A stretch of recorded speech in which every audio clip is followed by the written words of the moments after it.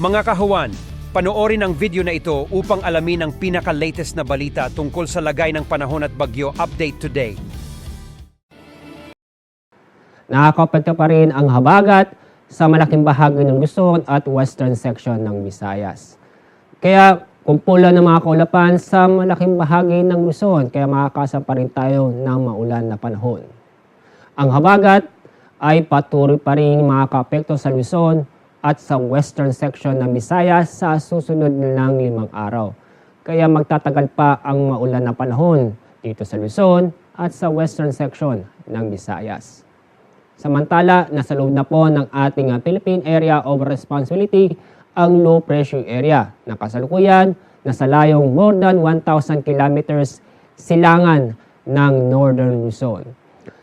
Itong low pressure area ay wala pang direktang epekto sa ating lagay na panahon.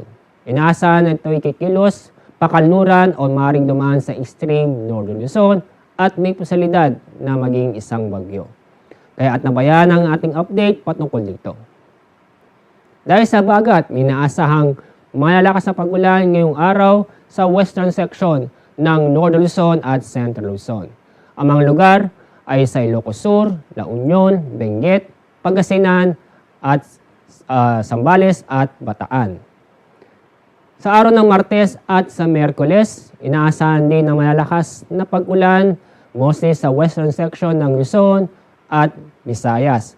Ang mga lugar ay sa Ilocos Sur, La Union, Pangasinan, Zambales, Bataan, Tarlac, Pampanga, Bulacan, Metro Manila, Cavite, Batangas, Occidental Mindoro at Antique.